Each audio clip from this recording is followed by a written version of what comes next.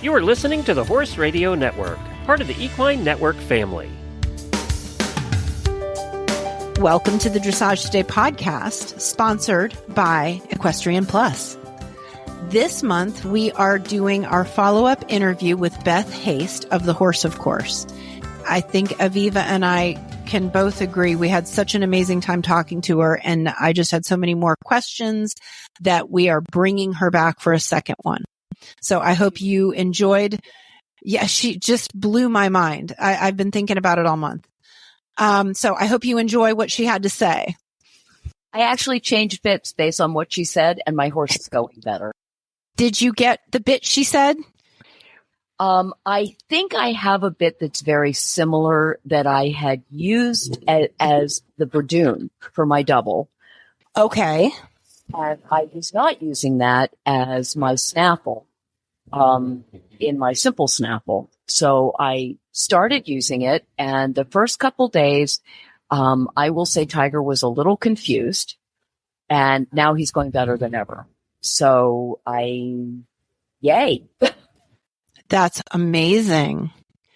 That's amazing. I have not moved bits, but I did buy the book. I found that book that she was talking about, and I bought that. So, and it's a little book. So, yeah, I'm going to read the book.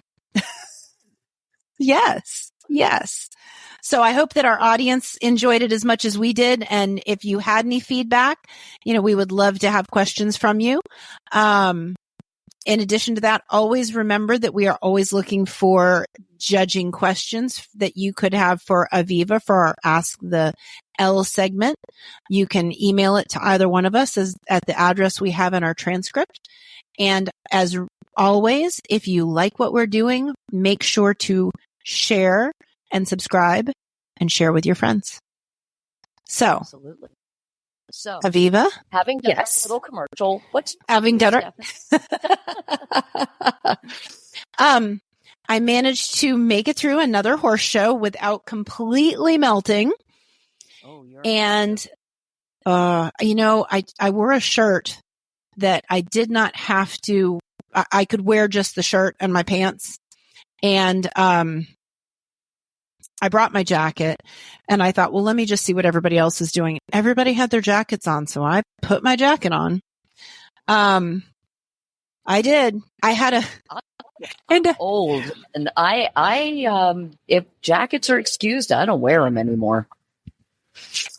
If it had been the case, if I'd seen anybody else going without one, I would have, but I didn't, and it was an Olympic judge, so I just thought, I can deal with this. But I will tell you, I tried a new pair of pants, and I'm not going to name them because I know lots of people like them. They were not for me. They were a little thinner than I prefer. They were super stretchy, so that was all good. But when I was warming up and I was posting the abundance of silicone on these pants, all I could think of is I feel like a naked tree frog. So I had to get over that to go into my class. They were great for sitting, not so good for posting. So yeah. I can't wear full seat breeches because I get stuck. Well, that's because you're little. No, you're little. Not. Oh. So what's going on with you? Well, I've been doing some virtual judging lately, and I was thinking a lot about how the world has changed over the decades that I've been riding. And I was thinking about the fact that many people now videotape their show rides and then not only post that video, but also post the written test sheet with all of the scores. And lots of people videotape their lessons and then post their lessons online. And thinking about how exposed we all are now and whether that's a good thing or a bad thing. And I will say that I rarely post video of myself riding because when I watch myself ride, all I see is the negatives and I'm embarrassed and I don't want to. Sure. Sure. I will say that I ask my students not to post video of my lessons with the audio, because not that I don't believe that I know what I'm talking about, but because we say things to our students that are specific to the moment, and that those things can be taken out of context. I was teaching one of my students on somebody else's horse. Mm-hmm. Sona was watching, and it was kind of intimidating. And at the end of the lesson, I said to the owner, was there anything that I said that you didn't agree with or that, was wrong? And she said, no, it was a very good lesson, except for one thing. You told the rider to pull her elbows back behind her. And I started to, and I said, that's a really bad thing to do. But this rider rides with her elbows so far out in front of her that the only way I've been able to get her to bring her elbows even close to her body is to tell her to pull them back behind her.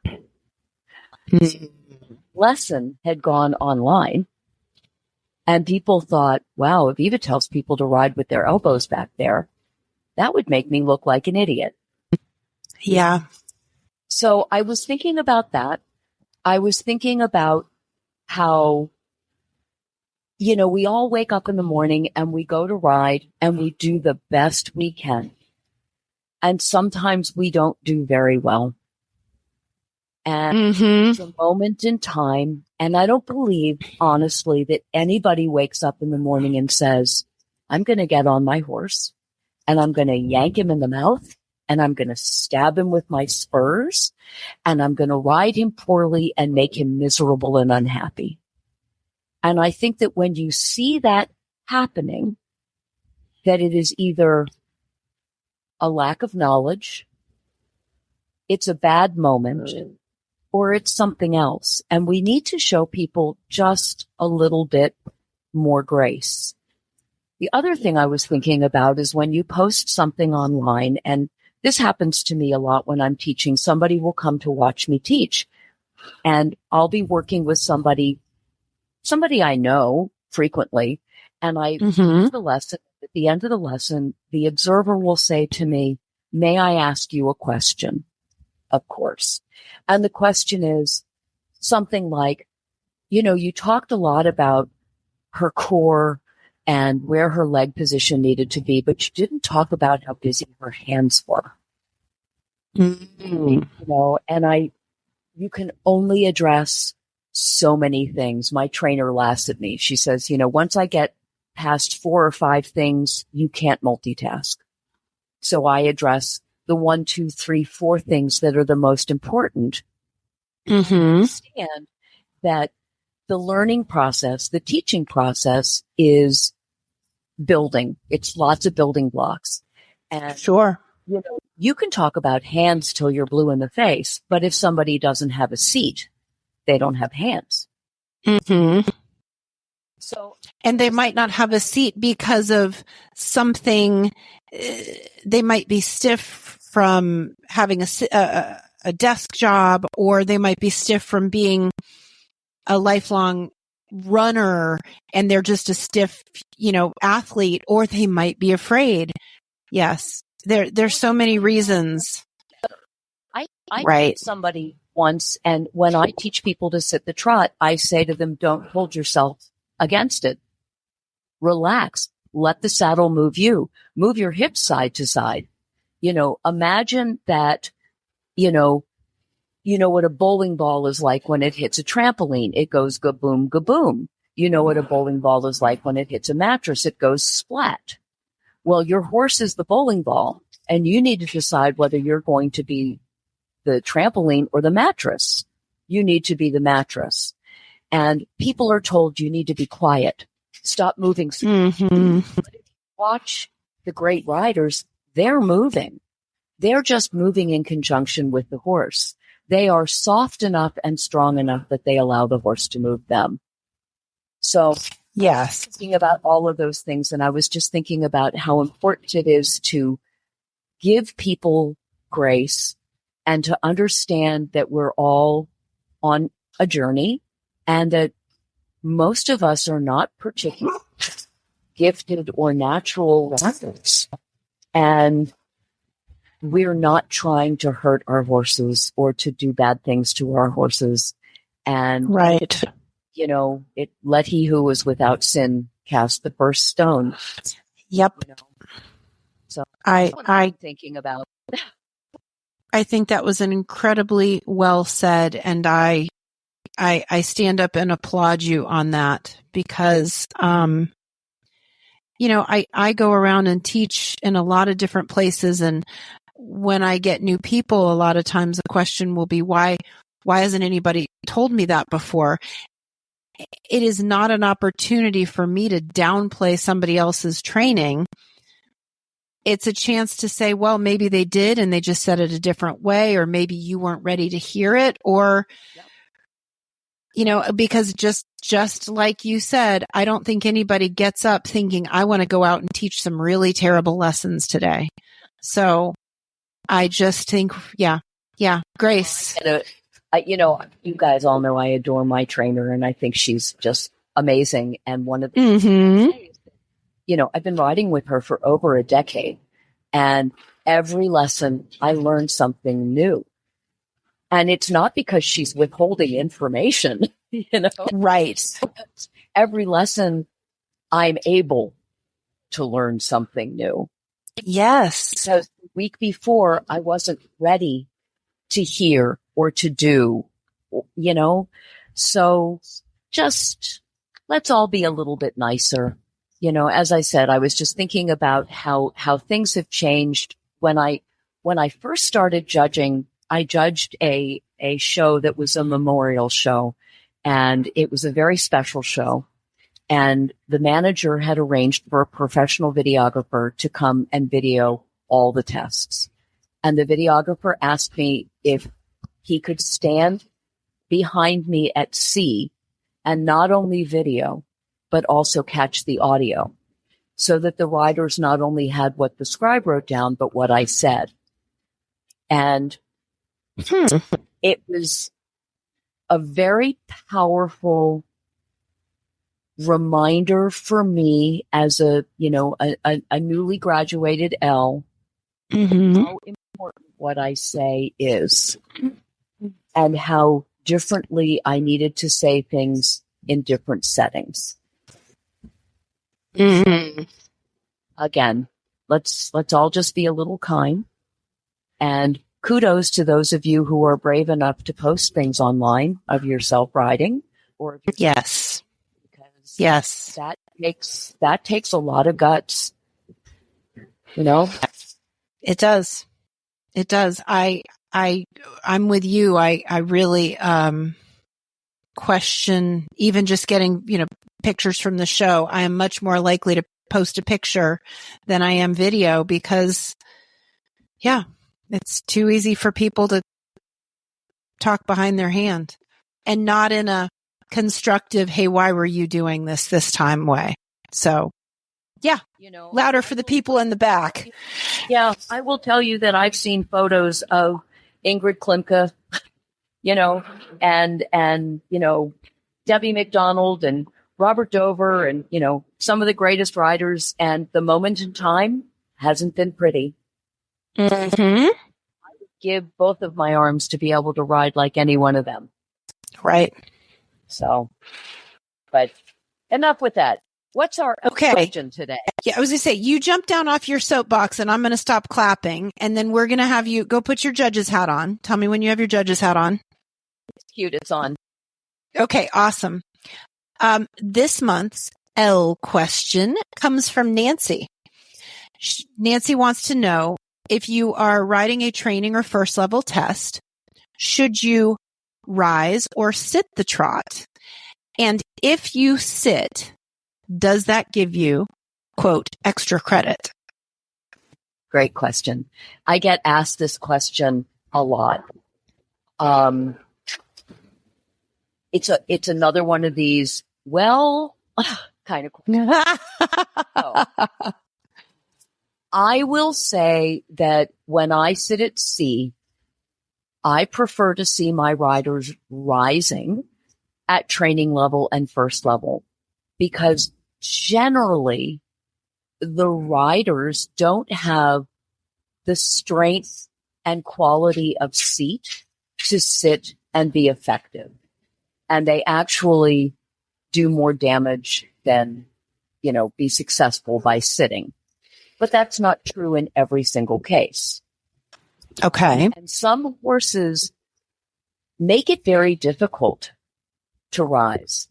When I was competing, Harley, who was a Percheron Hackney pony cross, he was a very expressive mover, but he didn't have a lot of movement in his back.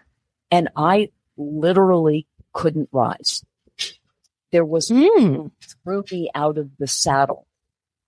So when I showed him first level, I sat. No one ever commented on it. I like to think it's because my seat was good enough and I was effective enough sitting. Interestingly, I just judged a virtual test today, and it was a rider riding first level test 3, very capable rider, and she sat the entire test, and there was no problem. However, I recommended that she consider rising for her lengthenings, because her lengthenings lacked, and this was first level test 3. So test is second level, where we're looking at mediums, not lengthenings. Her lengthening lacked cadence, suspension, ground cover. It wasn't terribly expressive. And your first thought, because she was sitting, was it her holding the horse back? And not only that, but when you rise, you can use your rise to encourage the horse's hind legs. When you're working to slow a horse down, or you're working to make a horse a little bit longer in the stride or more expressive, you rise of your post as opposed to the sit of your post. You can post with more, I call it, more drama in your hips when you're going for a lengthening, because again, as you really push forward with your hips, you're saying to the horse, bring your hind legs more under you. So you're encouraging the lengthening by using your biomechanics. So if you sit well, if you have a beautiful seat, go ahead and sit. And I've had students who have said to me, should I rise or should I sit? And I might not think that they have the world's greatest seats. However, they are more effective when they are sitting than they are when they are rising, for whatever reason. Said, go ahead and sit. And you may get a comment from the judge. And if you do, smile and say thank you. Don't argue. Right. The other thing, you're not there to explain yourself. You know why you were doing it. And if the judge wants to say that it's your fault as the rider for, dumbing down your horse, that's probably better than thinking that the horse is less than. The other thing that most people don't seem to know is that you can, at intro, you must rise. That's non-negotiable. Right. Training and first level, you can choose to rise or you can choose to sit, but you can change your mind. So you can start across a diagonal in training level that's just a working trot, or in first level that's a lengthening, and you can start out sitting and go to rising. You can start a circle, rising, and go to sitting because you're losing something and you need to get your inside seat bone into the horse. So you wouldn't be bothered if they changed something in the middle of a, okay. Not at all. Okay. What I like to see is a lot of first level riders start their lengthening sitting and then they go to rising. And what I like is that they're stabilizing their horse as they start the diagonal, and then they're starting to grow it, as opposed to, whipping through the turn and shooting them across the diagonal. I want to see riders who are riding what they're sitting on. And right. Not the book they read. there are I had a student just the other day who said, you know, I had judged her. She was riding a beginner novice test, and it's a big school horse, and he got really strong in the canter, and she literally stood in the stirrups and pulled back to get him to stop. Okay. She said, you know, and I commented on it in the test, and she didn't get a great score for that.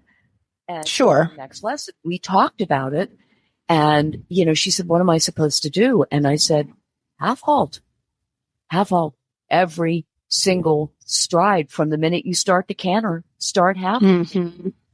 Because you can't wait until it's time to do the transition. And if you half halt 150 times before you get to the transition and your horse is balanced, you'll have the balance in the transition.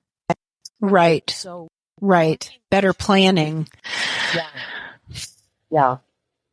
So hopefully that answers Nancy's question, which is, you know, whatever's right. Yeah. And I'm sure you can discuss it beforehand with your trainer, but even at that, your trainer cannot possibly think of every preventative moment. So yeah, if you feel like you've got to get stuff back together, sit.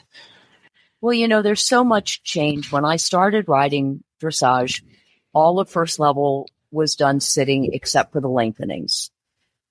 And then they changed. Oh, because, okay. You know, people couldn't.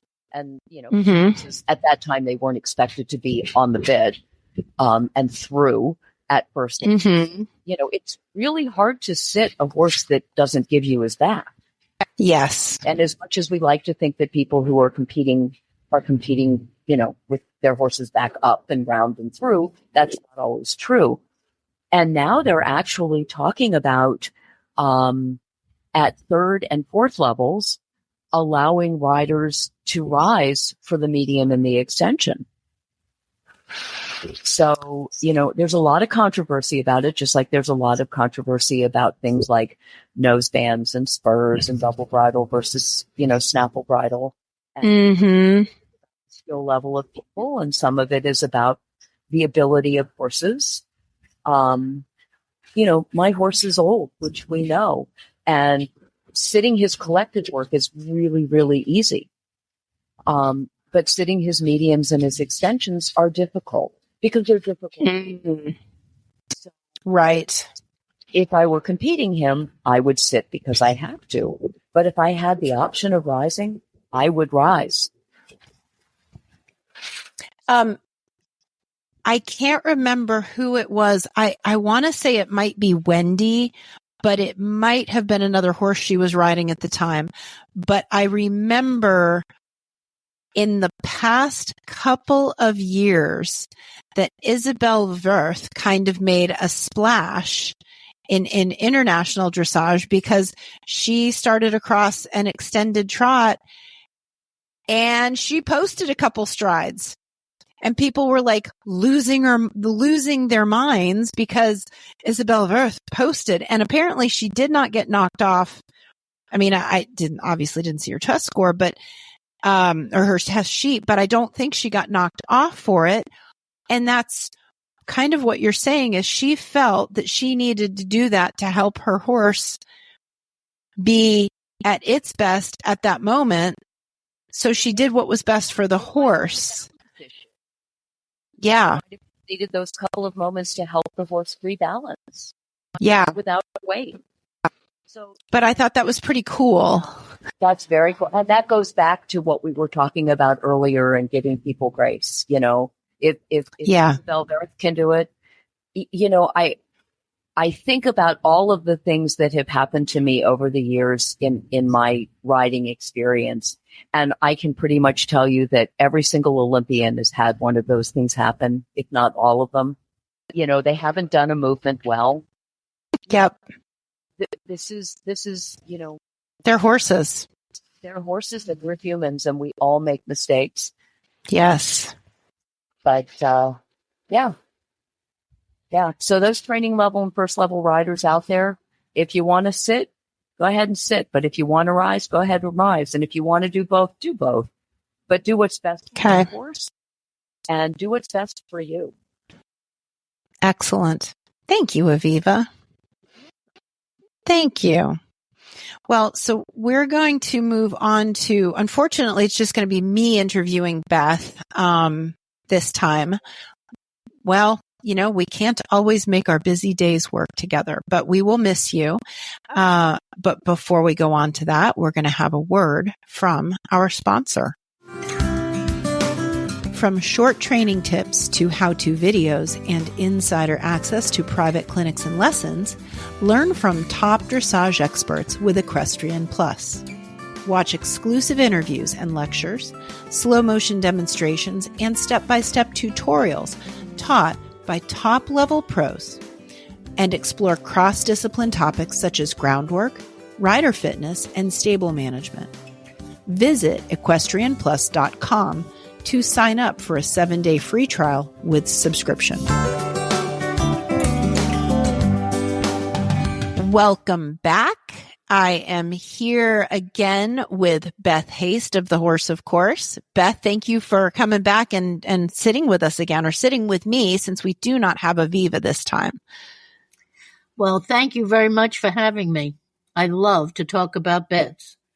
Well, and we got some great feedback from people. They said it was so interesting to listen. We got some questions, and I personally had a lot of questions. Not because you left anything unanswered, but just the more we talked, the more I was like, well, what about this? What about that? So here we are again. Yeah, let's roll back and finish up some of those questions. It'll be great. Absolutely.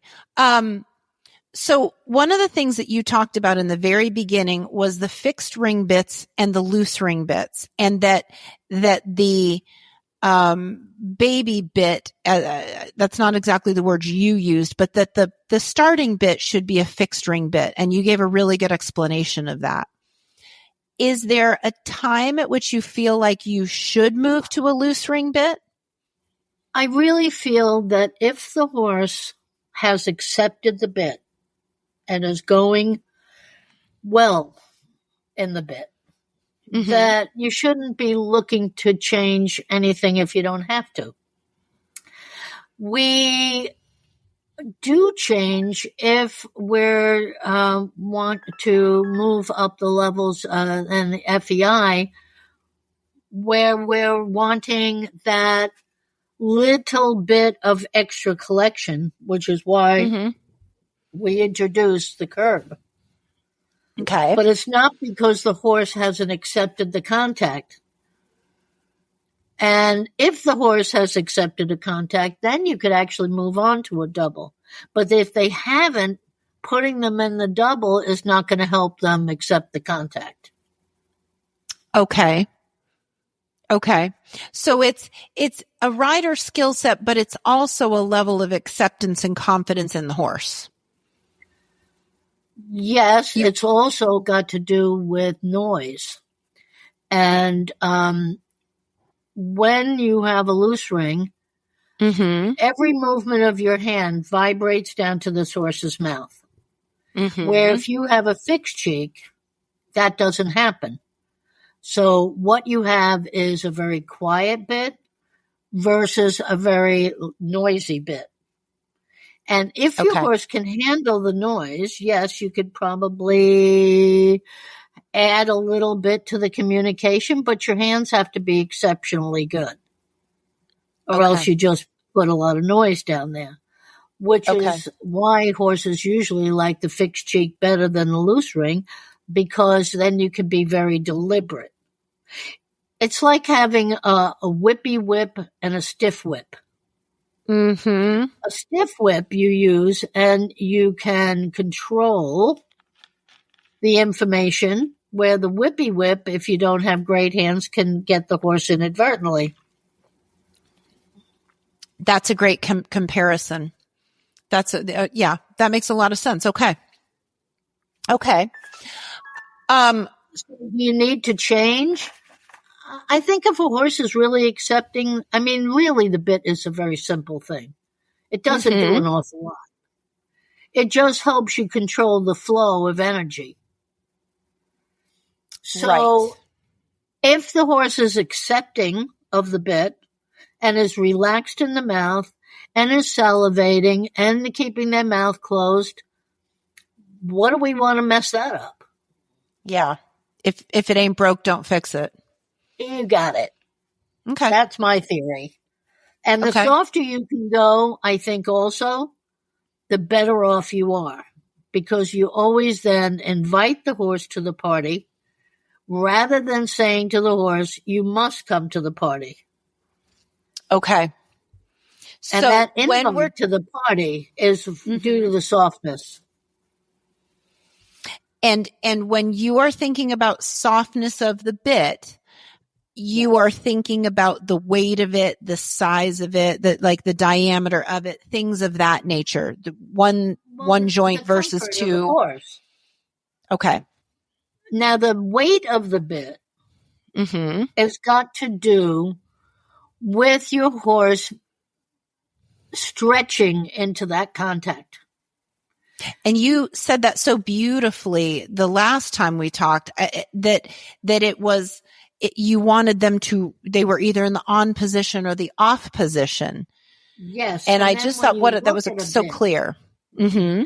When you look at the bit, you want to pick up both the reins to see about the fit, because then the bit moves up into a narrower portion of the mouth. Having it just hang there, that's a little bit wider portion of the horse's mouth. So you can't really get a great idea of how the bit fits until you put it on contact. Okay. So now, can you do that from the ground? Pardon? Are you okay to do that from the ground, or do you need to do that? Pick up both the reins on either side of the bit and just move it up. Okay. And then you can see, and in a loose ring, you want both sides to be just inside the hole that the ring slides through. And you have to put both sides on contact. Okay. At the same time, you've got to have contact both sides. Right. And if it's too big, then it's sliding back and forth across the bars. Mm-hmm.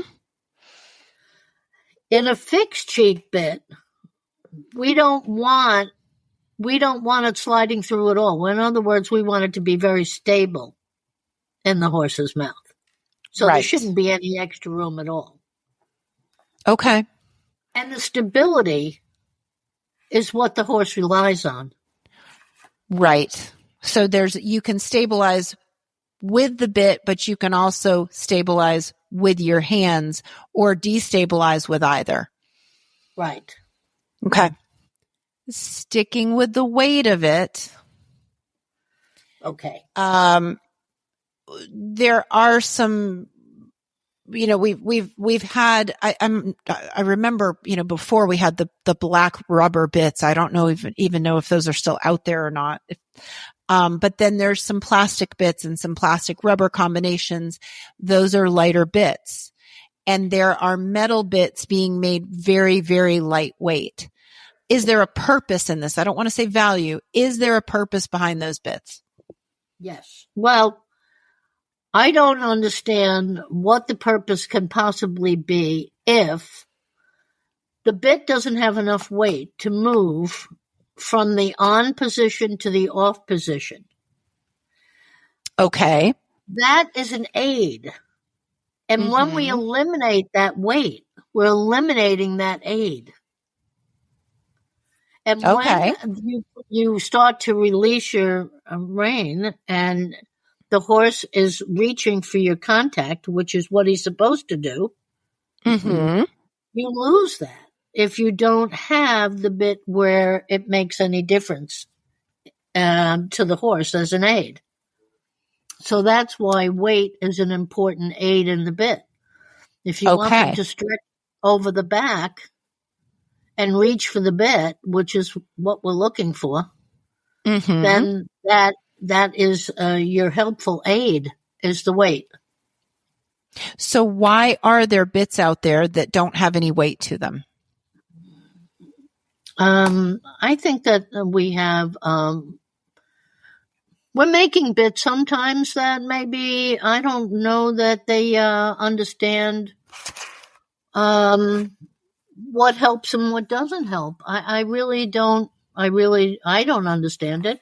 I think we've lost a lot of information on bits over the years, i.e. why we lost the French link. There was nothing wrong with it. It was just that we had people making bits that didn't have any idea what it was. So I think we've lost some of the information out there. Okay. Oh, I did buy I found that book. I haven't read it yet, but I did buy that book that you recommended. Oh, so I'm looking forward to the, really yes. cool book. Yes. Yes. I'm excited about that. So, good. Okay. So not a lot of use for a bit that doesn't have any weight to it. Let's talk about metals again. Now, you said some really interesting things, especially about stainless steel, which is, stainless steel is the most available economical bit out there. If you wanted to try different bits, you'd probably buy a stainless steel version first. But what you put in front of us is that wouldn't necessarily be giving you your best feedback from the horse. Well, there's a lot of stainless steel bits out there made by people who have no idea what makes the correct bit. So they can take a lot of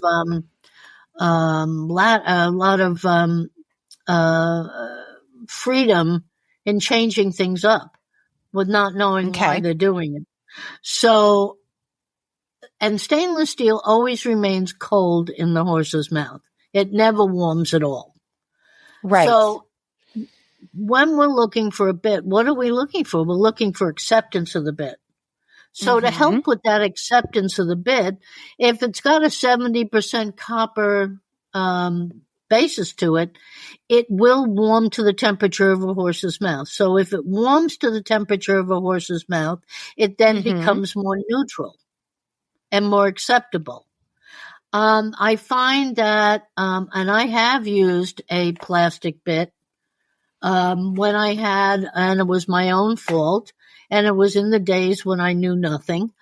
I had sent a young horse off to get started by my trainer and neglected to have her teeth floated at the last minute before I sent her over. And her mouth got a little bit sore.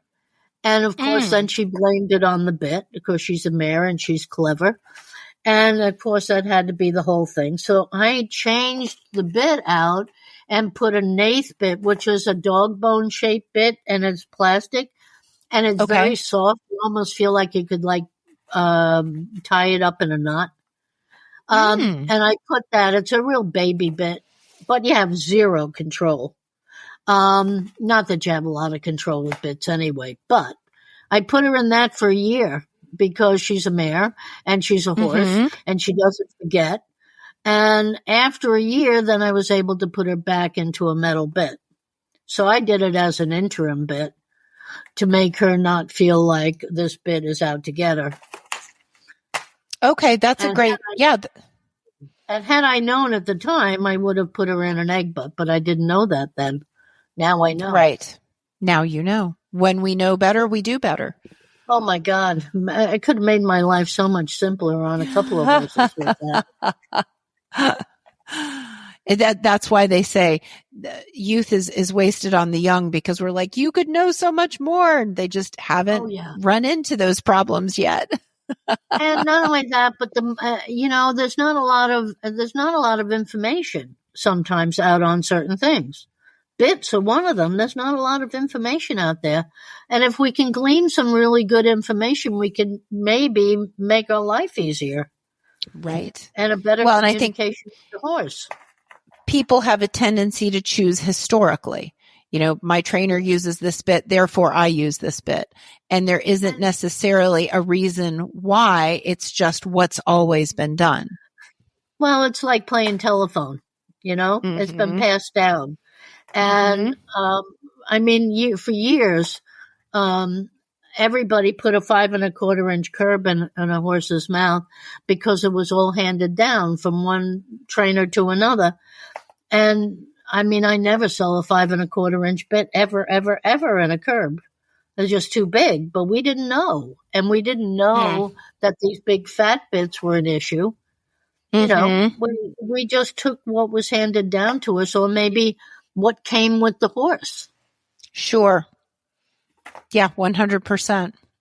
You know, and of course that had to be the best. Yes. Yes, because it had been, this is what this horse went in, therefore this is what this horse should go in forever. Right. But maybe you don't ride like that person who was showing you the horse in the video. Yeah, there's that too, isn't there? So, you know, and I'm just saying that, you know, it's, you pick a bit for the horse. You pick a mouthpiece for that particular horse, and you try to put the right size in. So now you're at least starting at a good spot with the horse to begin with.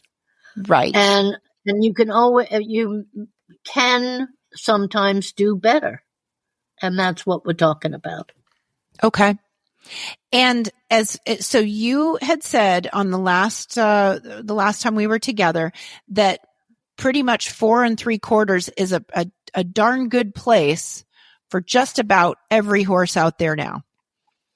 In a fixed cheek or a curb. Okay. And that is simply so much smaller. Yes, because we didn't realize it. We just didn't know. And the average size in a loose ring is between a 5 1/4 and a 5 1/2. That hasn't changed. Okay, because we need to make sure they have more space to stay away from the hole. The ring, yes, because it will pinch. And we want to make sure that they're comfortable because we know how they can blame things and not forget things. Yes. But what happens with a fixed cheek is that you're moving anything that can pinch further away from the corner. Okay. And in some horses that have really big fleshy lips, it's a lot easier to put them in a fixed cheek than it is to put them in a loose ring and deal with all that extra flesh. Okay. On that note, as horses age, do their mouths get wider? I haven't felt that because what I'm feeling is underneath their jaw, those two bones underneath their jaw is the width between the bars. Okay. And basically we're looking at most horses maybe have at 2.5, 3 inches width on the bars. And so that's why we're trying to put in something that might fit. I mean, if all things equal, I mean, we were putting in like a 3 1/2 or a 3 1/4 inch bit, but we have to deal with the lips. So going to at least a 4 3/4 doesn't get the bit moving side to side. And so the bit is then more stable. And then you have to then you can do less with your hands. That's what we're looking for. Because you're not taking up the sloppiness precision. Of the... Exactly. So when you can just pick up your fingers and now you can make an imprint rather than doing more because the bit's sliding and all over the place, it makes it more precise. That makes a lot of sense. Okay. So it's not necessarily, so when one is fitting a bit, finding the right width for their horse isn't necessarily based just on what they see on the outside. They need to be feeling like underneath where the bars are. They need to be putting the bit on the bridle and picking up both reins. Okay. And then looking at how the bit fits. Okay. Now, in a curb, you need to have it where it's also stable and it's not pulling back and forth through their mouth. Now, some horses have what you call a short, stocky head. And you can then open up those two places above the shank that attach to the bridle. Mm-hmm. If you've got a horse with a short, stocky head, because sometimes by the time you put the leather on there, it might feel like it might be a little tight above, because you want to put a finger in between the horse's head and the top of those rings. Okay. And you can always bend them out a little bit to give a little bit more room without compromising the size of the bit in the mouth. Okay. I have done that before. So yes, that's something I knew you could do. I do it a lot, actually. So let's talk a little bit more about doubles. Okay. And like so the first time someone can show in a double bridle is third level. Right. Nationally, you are no longer required all the way through Grand Prix you do not have to show in a double. You can show in a snaffle all the way through Grand Prix at a national level, but at the FEI level, it is still required to be in a double bridle. So for our listeners who might be approaching a second level or a third level, training with their horse, what would be their cue? Hey, maybe it's time to move my horse into the double. Well, again, when we talk about a curb in dressage, we only introduce the curb because we're looking for that little extra bit of collection. It's almost like a finishing bit.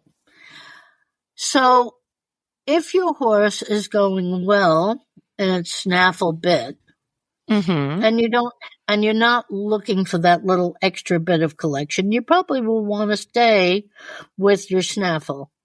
If your horse has not accepted your snaffle bit and is not going forward to the contact in your snaffle bit, I would not introduce the curb. It's only after your horse is on the aids, over the back, going forward and accepting the snaffle, could you or should you introduce the double, the curb bit?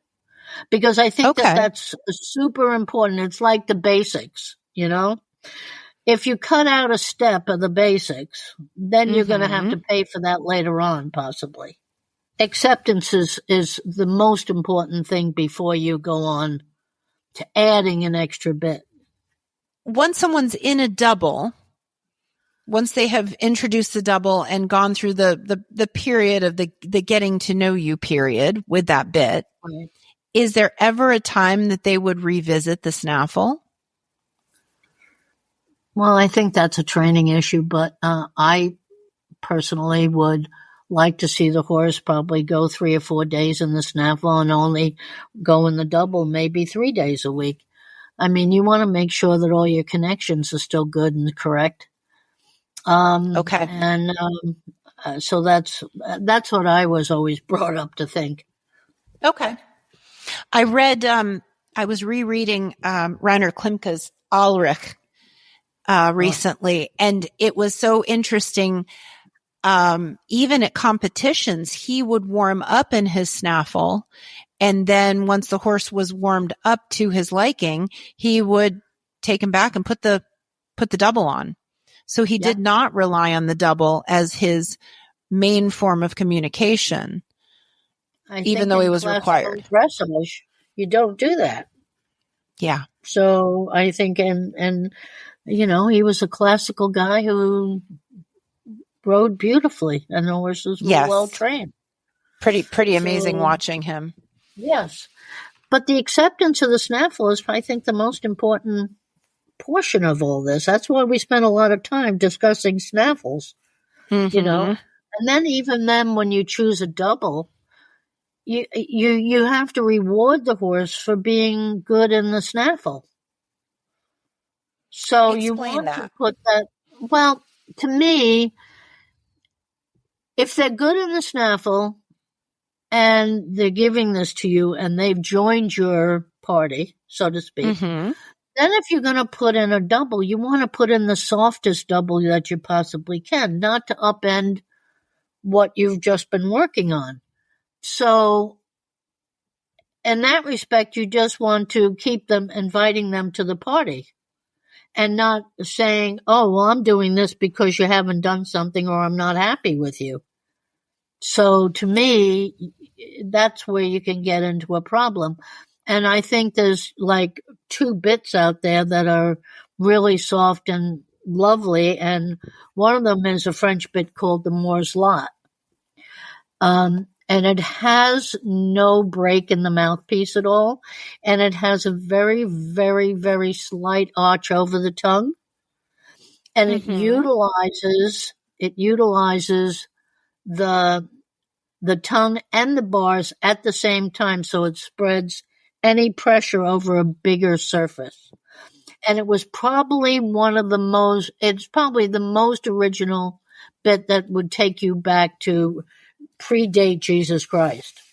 And it's still today, and it's very French, so it's very inviting the horse to the party and self-carriage and, so you can have a bit with an arch, but when I say a quick arch, when it's more arched, it's going to come down on the bars first. So it has to be almost flat to make it spread that pressure over a bigger bearing surface. And then if you have any break in the mouthpiece, then you have pinpoint tongue pressure, and then you go up into the palate, and then the palate is the strongest form of control on the horse's head. So you have to be really careful and looking at that bit and figuring out how the bit actually works when it's engaged in the horse's mouth. So again, picking up the reins to see the action of the bit as you're trying it. Hold it up and move it like you would move it in the horse's mouth, and you can see what it's going to do. Okay. So whether it's going to come down on the tongue, or it's up into the palate.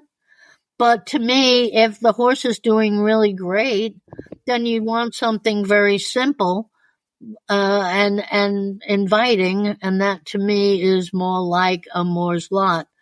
And I think it's spelled Mors, and then it's an L-HOTTE. So it's French. Yes. I looked that up last time. Yes. Right. There are takeoffs on that bit. And there's a bit out there that does the same thing as the Moore's Lot, only somebody was very, very clever, and I'd like to meet that person, who took that slight arch over and moved it back 45 degrees into the horse's mouth. And you'd say, well, that doesn't do very much. But when you engage that bit, it literally gives a release of the tongue. And it's an amazing bit. It's like one of my all-time. It's my go-to. Very, I really like that bit a lot. But it's a takeoff of the Moore's Lot, and the Moore's Lot is a classic curb bit. Okay. So, and that goes hand in hand with inviting the horse to come to the party. Sure. I guess when I think about the simplicity of a bit, looking at the Moore's Lot versus a mullen mouth, I probably would have thought that the Moore's Lot was a more involved bit, just because the mullen mouth tends to look more straightforward. Oh, it's just one expansive metal. But the Moore's Lot arches over the tongue, and the mullen arches forward. So when you engage a mullen, the mullen actually comes down onto the horse's tongue, forcing the horse to pull his tongue back. Okay. Where no matter what you do with the Moore's Lot doesn't change what the horse is doing with its tongue. Got it. Okay. That's a great explanation of the difference between the two. That's why I'm saying you have to look at it, how it sits in the horse's mouth and what it does. There was a bit out there, and there's a couple of companies that make this particular curb bit, and it came out years ago and said, oh, this is the best curb bit ever, and it had like a square port to it, and it allowed the 3-piece bit to fit in there, and it gave room for the tongue. But yet when you engage the bit, you can see that the bit actually comes down onto the tongue. So that's why you have to pick these things up and look and see actually the engineering. It's all about the engineering and how it functions in the horse's mouth, not just what somebody has decided to tell you. You have to think and look at it and figure it out. Make your own decision for you and your horse. Well, if you have some knowledge, and this is what we're working on here at this podcast and the last podcast, is so you can actually think about and look at a bit and help you to make some decisions on whether that would be suitable for you or your horse. Right. Another choice that people have when choosing their curb, there's different lengths of the shank. Yes. That's the outside of the bit from the bit down. Which is where you attach your curb rein to. Right. Talk to me about what those differences accomplish. And we've always had a thought process that if the shank was shorter, which would be typically 5 centimeters, that it was going to be less powerful in the horse's mouth. Okay. And due to physics, we realize that that's really not quite true. And a standard length in your curb shank is 7 centimeters. And 2 centimeters is never going to make power in the horse's mouth. So we now look at the shank length as possibly more aesthetic than functional. So if a horse has a short smile, it might look better in a shorter shank. I personally think a 7 centimeter shank looks very normal and it looks right in a horse's mouth. And since it doesn't add power, I prefer a 7 centimeter shank to the short shank. Maybe if the horse visually, yes. To me, I like the visual look of it, but I think now we can just look at that shank length and just decide whether we want it just for aesthetic purposes, not functional. Okay. So it doesn't make that big of a difference. It makes no real difference at all, unless they change what's above the bit. Then you're changing the ratio. But if you don't change the length above the bit, then it could go down longer and it's not going to be more powerful. And the length above the bit does not change from bit to bit. Is that correct? Or is that another place that it can't change? Might have a little bit different ratio than others, but in general, if you're just buying a bit, whether it's a 5 centimeter or a 7 centimeter of the same bit, it's not going to change. Okay. So much. There's just so much. There's so much. I know. And you've covered so much again, which just makes me happy. Can I make one thing here? Absolutely. When you decide that you would like to try to go to invite a curb into your training, you should really not change the snaffle bit. You should, if the horse has accepted the snaffle bit and is going well and is carrying himself, taking contact, lengthening and shortening due to your length of your reins and letting the bit go down and up and salivating and relaxed, you want to use the same bit for your double. Now, you could So you want the same style. So if, let's say, you had an egg butt snaffle 3-piece, and the horse is going really well with that, then we would want a 3-piece egg butt bridoon. So the size of the ring can change because you've got to have the smaller ring in order to not run into the curb, but the inside is what you're more talking about. Correct. Okay. And you want to, if you're, let's say that you're riding in a 16 millimeter egg butt, that's what the bit is around in your snaffle. You definitely want to go a little bit narrower because you don't want to put such big fat bits in the horse's mouth.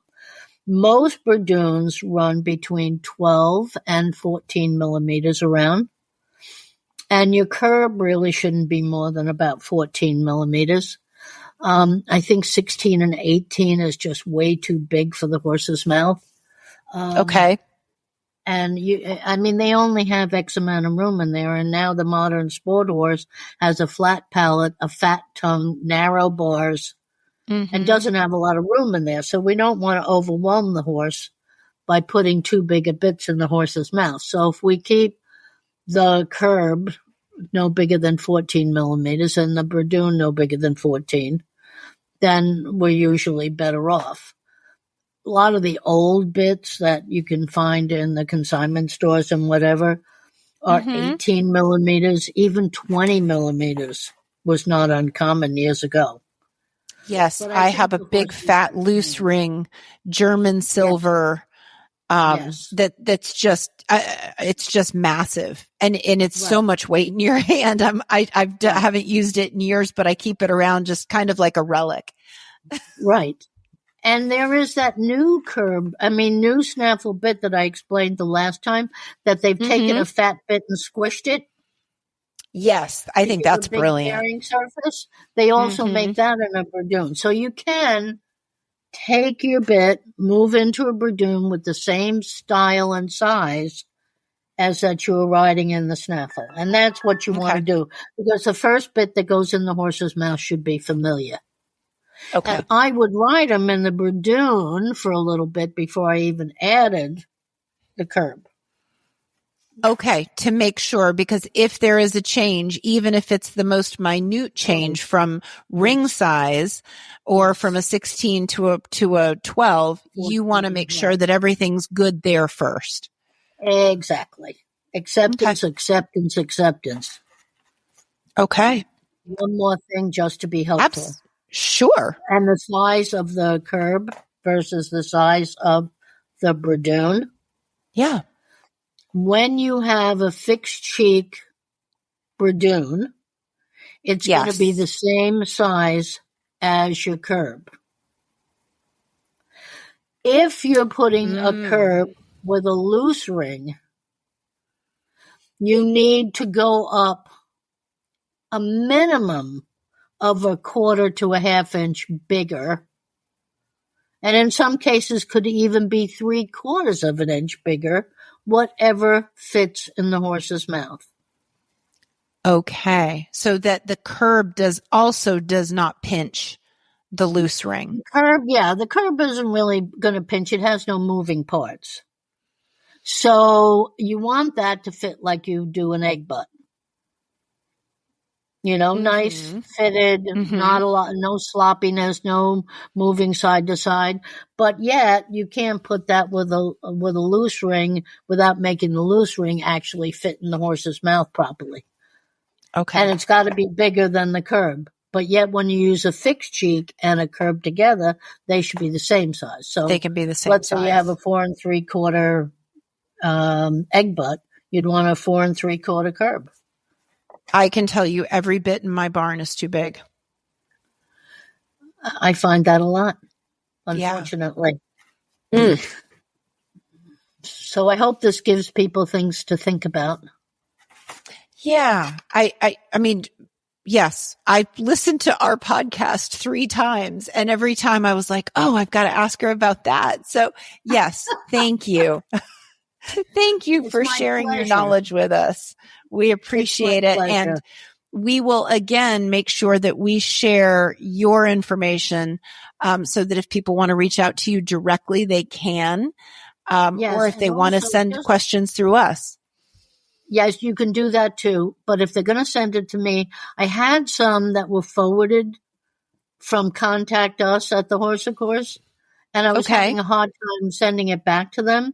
So they can just reach out to me, Beth at thehorseofcourse.com. It makes it easy. Perfect. And then I'll respond back. Okay. And if anybody hasn't heard from me that sent me something, send it to that email again, and I'm happy to answer any questions. That could be why they didn't hear back from you, because you've just been great contacting you back and forth. So awesome. Thank you for your knowledge. Well, thank you very much for having me. It was a pleasure.